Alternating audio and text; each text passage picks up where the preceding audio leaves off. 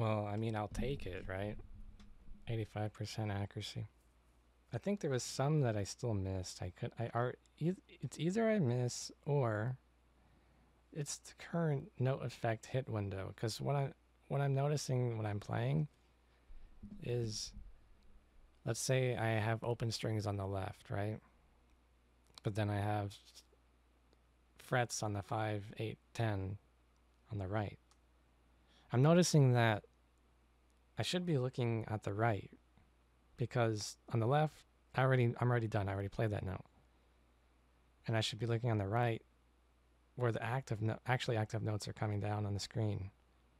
The problem is I'm looking at the left to see, oh, did I hit the note? Did I miss the note? And the problem is the current visual note effect. So, there's a bass note, there's a sustain, there's a chord, there's a single note. And when the note is determined to hit with the guitar, there's a blue highlight behind the sustain that's wider than the sustain. The width of the blue highlight is the width of the bass note. The sustain is thinner. And I'm trying to think, how can I stop looking to the left? Because that note is done. I don't want to know if I hit it or not, but I don't want me knowing if the note hit or not to distract me from the next note. So I'm thinking either I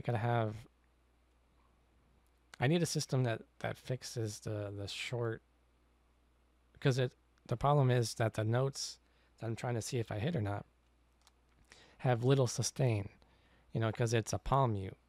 So palm mute, you cut off the sustain for the most part and you mute it, assuming that you palm mute it rather immediately after it's played rather than later. But that cuts off the length of the time of the note. So I need something that displays the note effect hit visual in a way that I could interpret from short sustained notes, because right now it's easy to see if I hit the note with the long sustain, right? It takes up the whole screen. It's like, oh, I see that blue highlight. But the problem is when I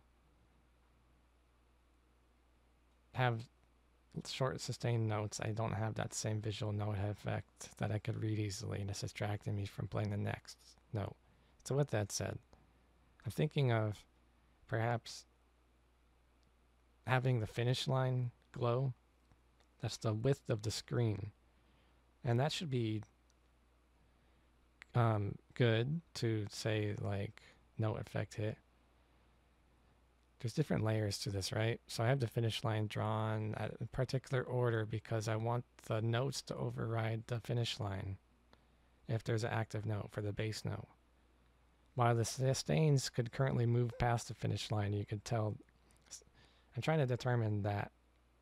Like, sometime I'm wondering if, well, I won't get into it. Let me just play some more.